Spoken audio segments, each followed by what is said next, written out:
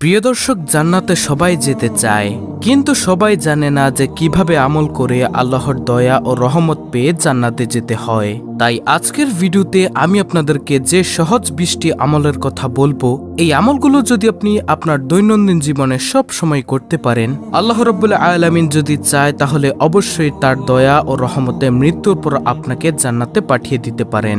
সুবহানাল্লাহ। তো কোনো কথা না বাড়িয়ে চলুন সম্পূর্ণ আলোচনা শুরু করা যাক। দর্শক, যে সহজ 20টি আমল করে আপনি জান্নাতে যেতে পারবেন ইনশাআল্লাহ, তার সর্বপ্রথম নম্বর আমলটি হলো মানুষের প্রয়োজন পূরণ করা। নবীজি সাল্লাল্লাহু আলাইহি ওয়াসাল্লাম বলেন, যে ব্যক্তি তার মুসলমান ভাইয়ের প্রয়োজন পূরণ করে, আল্লাহ তার প্রয়োজন পূরণ করে দেন।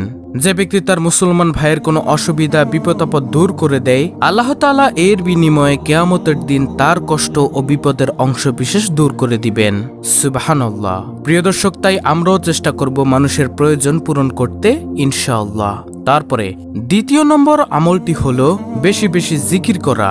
প্রসিদ্ধ 4টি জিকির হলো সুবহানাল্লাহ, আলহামদুলিল্লাহ, লা ইলাহা ইল্লাল্লাহ, আল্লাহু আকবার। প্রিয় দর্শক, এই 4টি জিকিরের আমল যদি আপনি করতে পারেন, দুনিয়ার মধ্যেও এর সওয়াব আপনি পাবেন এবং পরকালেও মিজানের পাল্লাতে এর ওজন কয়েক গুণ ভারী হবে ইনশাআল্লাহ। সুবহানাল্লাহ। তাই আমরাও প্রতিনিয়ত এই 4টি জিকির করব ইনশাআল্লাহ। তারপরে 20টি সহজ আমলের মধ্যে তৃতীয় নম্বর আমলটি হলো নবীজি সাল্লাল্লাহু আলাইহি ওয়াসাল্লাম বলেন, আল্লাহ কি তোমাদের জন্য জামাতে এশার নামাজ পড়া হজের সমান এবং ফজরের সালাত জামাতে পড়া উমরার সমান করেননি? এবং যে ফরজ সালাত জামাতে পড়ার জন্য হেঁটে যায় তাহলে হজের সমান সওয়াব পায়, এবং যে নফল সালাত পড়ার জন্য হেঁটে যায় তার সওয়াব নফল উমরা সমান হয়। সুবহানাল্লাহ। সহিহ আল জামে শরীফ। তারপরে চতুর্থ নম্বর আমলটি হলো যে ব্যক্তি ফজরের সালাত জামাতের সাথে পড়ে, তারপর সূর্য ওঠার আগ পর্যন্ত আল্লাহর জিকির করে, তারপর 2 রাকাত সালাত পড়ে, সে যেন হজ এবং উমরার সমান সওয়াব পূর্ণ করলো। রাসূল সাল্লাল্লাহু আলাইহি ওয়াসাল্লাম এই কথাটি 3 বার জোরে জোরে পুনরাবৃত্তি করলেন। সাহাবীরা বললেন, হে আল্লাহর রাসূল সাল্লাল্লাহু আলাইহি ওয়াসাল্লাম, ধনীরা তো আখিরাতে বেশি পুরস্কার পাবে, তারা হজ আদায় করে, আমরা তো পারি না। তারা যুদ্ধ করে, আমরা তো পারি না। তখন নবীজি সাল্লাল্লাহু আলাইহি ওয়াসাল্লাম বললেন, আমি কি তোমাদের এরকম কিছু বলবো না? যদি তোমরা এটি শক্ত করে ধরে রাখো তাহলে তোমরা তাদের মতো সমান সওয়াব অর্জন করতে পারবে। সাহাবীরা বললেন, হ্যাঁ ইয়া রাসূলুল্লাহ সাল্লাল্লাহু আলাইহি ওয়াসাল্লাম, বলুন। নবীজি তখন বললেন, তাহলে শোনো, প্রত্যেক সালাতের পর 33 বার বলবে সুবহানাল্লাহ, 33 বার বলবে আলহামদুলিল্লাহ, 34 বার বলবে আল্লাহু আকবার, তাহলে তোমরাও তাদের মতো বেশি বেশি সওয়াব অর্জন করতে পারবে। সুবহানাল্লাহ, আল্লাহু আকবার। তাহলে প্রিয় দর্শক, বুঝতেই পারছেন চতুর্থ নম্বর আমলটি। তারপরে পঞ্চম নম্বর আমলটি হলো যখন কেউ তার ভাইয়ের জন্য দোয়া করে তখন ফেরেশতারা বলেন, আমিন, তোমার জন্য তা। অর্থাৎ আপনি আপনার এক ভাইয়ের জন্য অথবা বোনের জন্য দোয়া করলেন বা পাড়া প্রতিবেশীর জন্য দোয়া করলেন যে হে আল্লাহ, তাকে তুমি দুনিয়ার কল্যাণ আখিরাতের কল্যাণ দাও, তখন ফেরেশতারাও সাথে সাথে বলতে থাকে, তোমাকেও আল্লাহ দুনিয়ার কল্যাণ ও আখিরাতের কল্যাণ দিক। তাই নবী করিম সাল্লাল্লাহু আলাইহি ওয়াসাল্লাম বলেন, যখন কেউ তার ভাইয়ের জন্য দোয়া করে তখন ফেরেশতারা বলেন, আমিন, তোমার জন্যও তা হয়ে যাক। সুবহানাল্লাহ। তো প্রিয় দর্শক, পঞ্চম নম্বরে আমরা কি পেলাম? অন্য মুমিন মুসলিম ভাই বোনদের জন্য দোয়া করা। তারপরে ষষ্ঠ নম্বর আমলটি হলো আবু হুরায়রা রাদিয়াল্লাহু তাআলা আনহু থেকে বর্ণিত, তিনি বলেন, রাসূলুল্লাহ সাল্লাল্লাহু আলাইহি ওয়াসাল্লাম ইরশাদ করেন, 2টি বাক্য এমন রয়েছে যা বলা সহজ কিন্তু আমলের পাল্লায় অনেক ভারী। অর্থাৎ আপনার আমলনামার পাল্লায় এই বাক্য দুটির ওজন অনেক ভারী হবে এবং আল্লাহর কাছেও অধিক পছন্দনীয়। সুবহানাল্লাহ। আর সে বাক্য দুটি কি? সুবহানাল্লাহি ওয়া বিহামদিহি সুবহানাল্লাহিল আযীম। এই বাক্য দুটির ফজিলত অনেক বেশি। এই বাক্য দুটি যত বেশি পাঠ করবেন তত বেশি সওয়াব। খুবই গুরুত্বপূর্ণ ফজিলতপূর্ণ 2টি বাক্য। সুবহানাল্লাহি ওয়া বিহামদিহি সুবহানাল্লাহিল আযীম কমপক্ষে 100 বার পড়বেন। তারপরে সপ্তম নম্বর আমলটি হলো সদকায়ে জারিয়ার আমল। প্রিয় নবী সাল্লাল্লাহু আলাইহি ওয়াসাল্লাম বলেন, যখন মানুষ মারা যায় তখন তার আমলের দরজা বন্ধ হয়ে যায়, তবে তার একটি আমলের দরজা বন্ধ হয় না, সেটা হলো সদকায়ে জারিয়ার আমল। এখন অনেকেই বুঝে না যে সদকায়ে জারিয়ার আমল আবার কোনটা। তাহলে শুনুন প্রিয় দর্শক, কোনো পিতামাতা যদি তার ভালো সন্তান, নেক সন্তান, কোনো হক্কানি সন্তান যদি দুনিয়াতে রেখে যায়, সেই সন্তান যে আমলগুলো করে তাহলে তার পিতামাতার ভাগেও সেই আমলের সওয়াব যায়। সুবহানাল্লাহ। এবং আপনি যদি দুনিয়ার কোনো মানুষের উপকার করলেন, একটি রাস্তা ঠিক করে দিলেন, একটি ব্রিজ নির্মাণ করলেন, একটা সাঁকো নির্মাণ করে দিলেন, একটি মসজিদ নির্মাণ কাজে অর্থ দিয়ে সহযোগিতা করলেন, একটি মাদ্রাসা নির্মাণ কাজে সহযোগিতা করলেন। এই মানুষগুলো এর থেকে যতদিন পর্যন্ত উপকার পাবে, উপকৃত হবে সুন্দরভাবে, ততদিন পর্যন্ত আপনার আমলনামায় সওয়াব ঢুকতেই থাকবে। এই হলো সদকায়ে জারিয়ার আমল। সুবহানাল্লাহ। তারপরে 8 নম্বর আমলটি হলো সূরা ইখলাস পাঠ করা। রাসূল সাল্লাল্লাহু আলাইহি ওয়াসাল্লাম ইরশাদ করেন, তোমরা কি কেউ প্রতি রাতে পবিত্র কুরআন শরীফের 1/3 তেলাওয়াত করতে অক্ষম? তাহলে সে প্রতি রাতে সূরা ইখলাস পড়বে, তাহলে সেই পবিত্র কুরআনের 10 পারা খতম করার সমান সওয়াব পাবে। অনুরূপভাবে কেউ যদি 2 বার সূরা ইখলাস পাঠ করে, তাহলে পবিত্র কুরআন 20 পারা পাঠ করার সমান সওয়াব পাবে। এবং যদি সূরা ইখলাস 3 বার পাঠ করে, তাহলে পবিত্র কুরআন পুরো 30 পারা অর্থাৎ পবিত্র কুরআন সম্পূর্ণ খতম করার সমান সওয়াব পাবে। সুবহানাল্লাহ। তারপরে 9 নম্বর আমলটি হলো গোপনে নফল পড়ার ফজিলত। রাসূল সাল্লাল্লাহু আলাইহি ওয়াসাল্লাম ইরশাদ করেন, জনসম্মুখের তুলনায় লুকিয়ে নফল নামাজ পড়ার মধ্যে 25 গুণ বেশি সওয়াব। তাই নবীজি সাল্লাল্লাহু আলাইহি ওয়াসাল্লাম ফরজ সালাত মসজিদে আদায় করে বাকি নামাজগুলো ঘরে পড়ার চেষ্টা করতেন। তাই আমরাও এটা করার চেষ্টা করব ইনশাআল্লাহ, গোপনে নফল সালাত আদায় করব। তারপরে 10 নম্বর আমলটি হলো মানুষের উপকার করা। রাসূল সাল্লাল্লাহু আলাইহি ওয়াসাল্লাম ইরশাদ করেন, কোন মুসলিম ভাইয়ের প্রয়োজনে কিছুক্ষণ সময় দেওয়া আমার কাছে 1 মাস মসজিদে ইতিকাফ করার চেয়েও বেশি পছন্দনীয়।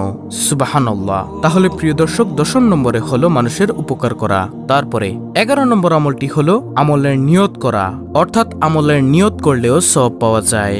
রাসূল সাল্লাল্লাহু আলাইহি ওয়াসাল্লাম ইরশাদ করেন, যদি কোনো ব্যক্তি রাতে শোয়ার সময় এই নিয়ত করে যে সে উঠে নামাজ পড়বে, কিন্তু রাতে প্রচন্ড ঘুমের কারণে সকাল হয়ে যায়, তাহলে সে তার নিয়ত অনুযায়ী নামাজের সমপরিমাণ সওয়াব পেয়ে যাবে। আর ঘুমটা আল্লাহ তাআলার পক্ষ থেকে তার জন্য সদকা স্বরূপ হবে। সে ঘুমের কারণেও নেকি পেয়ে যাবে। সুবহানাল্লাহ। এছাড়াও আপনি যে কোনো একটি ভালো নিয়ত করলেন, আল্লাহর সাথে সাথে ফেরেশতাদেরকে বলেন, ও আমার ফেরেশতারা, আমার বান্দার আমলনামায় নিয়তের উসিলায় তাড়াতাড়ি এই সমপরিমাণ সওয়াব দিয়ে দাও। সুবহানাল্লাহ। আল্লাহু আকবার। আশা করি প্রিয় দর্শক বুঝতে পেরেছেন আমলের নিয়ত করা। 12 নম্বর আমলটি হলো অসুস্থ রোগীকে দেখতে যাওয়া। রোগী দেখার মধ্যে সওয়াব নিহিত রয়েছে। রাসূল সাল্লাল্লাহু আলাইহি ওয়াসাল্লাম ইরশাদ করেন, যে ব্যক্তি কোনো মুসলমান ভাইয়ের খোঁজ খবর নেই, রোগীর খোঁজ খবর নেই, আল্লাহ রাব্বুল আলামিনের 70,000 ফেরেশতাকে তার মাগফিরতের দোয়ায় নিযুক্ত করে দেন। সে দিনের যে সময় তা করবে, ফেরেশতারা সন্ধ্যা পর্যন্ত তার জন্য দোয়া করবে। আর রাতের যে সময় করবে, ফেরেশতারা ফজর পর্যন্ত তার জন্য দোয়া করবে।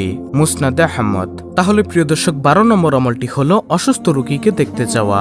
এর কারণেও আল্লাহ তাআলা সওয়াব দিয়ে দেন। তারপরে 13 নম্বর হলো বিশুদ্ধ নিয়ত করা।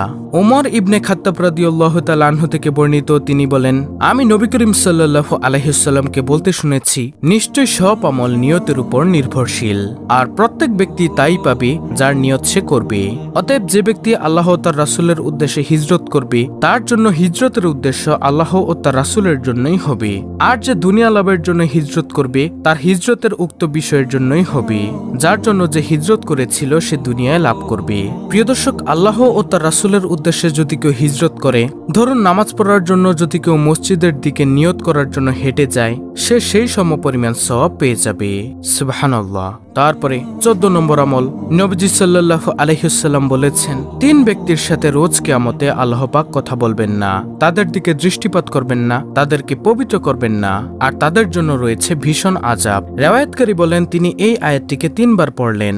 আবু যর গিফারি রাদিয়াল্লাহু তাআলা আনহু বলেন, ইয়া রাসূলুল্লাহ সাল্লাল্লাহু আলাইহি ওয়াসাল্লাম, তারা কারা? তিনি বললেন, অর্থাৎ নবীজি সাল্লাল্লাহু আলাইহি ওয়াসাল্লাম বললেন, তারা হলো যে ব্যক্তি নিচে কাপড় ঝুলিয়ে পড়ে, যে ব্যক্তি দান করে খোঁটা দেয়, এবং যে ব্যক্তি মিথ্যা শপথ করে মাল বিক্রি করে। এই 3 ব্যক্তির সাথে আল্লাহ পাক কিয়ামতের মাঠে কোনো কথা বলবেন না, তাদেরকে পবিত্র করবেন না, আর তাদের জন্য রয়েছে ভীষণ আযাব। তো এগুলো থেকে সতর্ক থাকবেন। তারপরে নবী করিম সাল্লাল্লাহু আলাইহি ওয়াসাল্লাম বলেছেন, কোনো সৎ কাজকে কখনো তুচ্ছ মনে করবে না, যদিও তা হয় তোমার ভাইয়ের সঙ্গে হাসি মুখে সাক্ষাৎ। সহিহ মুসলিম শরীফের হাদিস। কারণ এই ধরনের সহজ আমলের মধ্যে অনেক সময় নিহিত থাকে অনেক প্রাপ্তি ও পুরস্কার। হাদিস শরীফে এমন অনেক আমলের বর্ণনা পাওয়া যায় যা করতে সহজ, কিন্তু এর বিশাল প্রাপ্তি ও পুরস্কারের কথা নবীজি সাল্লাল্লাহু আলাইহি ওয়াসাল্লাম ঘোষণা করেছেন। তারপরে 16 নম্বর আমল, আনওয়াজ বিন সামা রাদিয়াল্লাহু তাআলা আনহু থেকে বর্ণিত হয়েছে, তিনি নবী করিম সাল্লাল্লাহু আলাইহি ওয়াসাল্লাম থেকে বর্ণনা করেছেন, উত্তম চরিত্র হচ্ছে নেকি, আর গুনাহ তাকে বলা হয় যা তোমার মনকে সংশয়ের মধ্যে ফেলে এবং তা লোকে জানুক তা তুমি অপছন্দ করো। প্রিয় দর্শক, নবীজি কি বললেন? উত্তম চরিত্র হচ্ছে নেকি, আর গুনাহ তাকে বলা হয় যা তোমার মনকে সংশয়ের সমুদ্রের মধ্যে ফেলে এবং তা লোকে জানুক তা তুমি অপছন্দ করো। অর্থাৎ আপনার উত্তম চরিত্র নেকি, অর্থাৎ মানুষের সাথে ভালো ব্যবহার করা, উত্তম আচরণ করা, এটি হলো সওয়াবের কাজ। তারপরে 17 নম্বর আমল, আল্লাহর রাসূল সাল্লাল্লাহু আলাইহি ওয়াসাল্লাম বলেছেন, যে ব্যক্তি জুম্মার দিনে জানাবাত গোসলের ন্যায় গোসল করে এবং সালাতের জন্য আগমন করে সে যেন একটি উট কুরবানি করলো। যে ব্যক্তি দ্বিতীয় পর্যায়ে আগমন করে সে যেন একটি গাবী কুরবানি করলো। যে ব্যক্তি তৃতীয় পর্যায়ে আগমন করে সে যেন একটি শিং বিশিষ্ট দুম্বা কুরবানি করলো। চতুর্থ পর্যায়ে যে আগমন করলো সেজন্য একটি মুরগি কুরবানি করলো। পঞ্চম পর্যায়ে যে আগমন করলো সেজন্য একটি ডিম কুরবানি করলো। ইমাম যখন খুতবা দেওয়ার জন্য বের হন, অর্থাৎ তার রুম থেকে যখন বের হয়ে মসজিদের দিকে আসেন, তখন ফেরেশতাগণ জিকির শ্রবণের জন্য উপস্থিত হয়ে থাকেন সেই মজমায়। সহিহ বুখারী শরীফের হাদিস। তারপরে 18 নম্বর আমল, রাসূল সাল্লাল্লাহু আলাইহি ওয়াসাল্লাম বলেন, অন্ধকারের মধ্যে যারা মসজিদে বেশি যাতায়াত করে কিয়ামতের দিনের জন্য তাহাদের পূর্ণ নূরের সুসংবাদ দাও। সুবহানাল্লাহ। নবীজি সাল্লাল্লাহু আলাইহি ওয়াসাল্লাম হাদিসের মধ্যে বলেন, আমি আমার খাঁটি উম্মতদেরকে আমি হাসরের ময়দানে কিভাবে চিনব জানো? আয়েশা রাদিয়াল্লাহু তাআলা আনহা বলেন, কিভাবে? নবীজি বলেন, আমার খাঁটি উম্মতের শরীর থেকে শুধু নূরের ফুলকি বের হতে থাকবে। আমি সেই নূরের ফুলকি দেখিয়া দেখিয়া আমার উম্মতগুলোকে বাছাই করিয়া জান্নাতে নিয়ে যাইব। সুবহানাল্লাহ, আল্লাহু আকবার। 19 নম্বর আমল, আবু হুরায়রা রাদিয়াল্লাহু তাআলা আনহু থেকে বর্ণিত হাদিস, রাসূল সাল্লাল্লাহু আলাইহি ওয়াসাল্লাম বলেন, যখন কোনো বান্দা অন্তরের ইখলাসের সহিত লা ইলাহা ইল্লাল্লাহ বলে, তখন এই কালেমার জন্য নিশ্চিত রূপে আসমানের দরজাসমূহ খুলে দেওয়া হয়। এমনকি এই কালেমা সোজা আরশে আজিম পর্যন্ত পৌঁছে যায়, অর্থাৎ সাথে সাথেই কবুল হয়ে যায়। তবে শর্ত হলো যদি এই কালেমা পাঠকারী কবিরা গুনাহ থেকে বেঁচে থাকে। তিরমিজি শরীফের হাদিস। তো প্রিয় দর্শক, 19 নম্বর আমলে আমরা কি পেলাম? বেশি বেশি লা ইলাহা ইল্লাল্লাহ পাঠ করার চেষ্টা করব এবং কবিরা গুনাহ থেকে বেঁচে থাকার চেষ্টা করব ইনশাআল্লাহ। তারপরে সর্বশেষ 20 নম্বর আমল, সাইয়্যিদুল ইস্তিগফার পাঠ করা ফজর ও মাগরিবের পর। নবী সাল্লাল্লাহু আলাইহি ওয়াসাল্লাম বলেন, আমার কোন উম্মত যদি সকালে একবার সাইয়্যিদুল ইস্তিগফার পাঠ করে সে যদি সন্ধ্যা হওয়ার আগেই মারা যায় তবে সে জান্নাতি হবে, এবং অনুরূপ সে যদি সন্ধ্যাবেলা সাইয়্যিদুল ইস্তিগফার পাঠ করে সকাল হওয়ার আগেই মারা যায় তাহলে সেও জান্নাতি হবে। সুবহানাল্লাহ। সাইয়্যিদুল ইস্তিগফার সম্পর্কে এবং সাইয়্যিদুল ইস্তিগফার শিখার আমাদের চ্যানেলে অনেক ভিডিও আছে, আপনি চাইলে দেখে নিতে পারেন। তো প্রিয় দর্শক, এই ছিল জান্নাতে যাওয়ার জন্য সহজ 20টি আমল। ভিডিওটি ভালো লাগলে অবশ্যই ভিডিওতে একটি লাইক দিবেন এবং কমেন্টে ইনশাআল্লাহ লিখবেন এবং ভিডিওটি শেয়ার করে আপনার অন্য মুসলিম ভাই বোনদের কাছে পাঠিয়ে দিবেন যেন তারাও দেখে শিখে আমলগুলো করতে পারে। আল্লাহ রাব্বুল আলামিন আমাদের সকলকে এই আমলগুলো করার তৌফিক দান করুন এবং আমাদেরকে জান্নাত লাভ করার তৌফিক দান করুন। আমিন।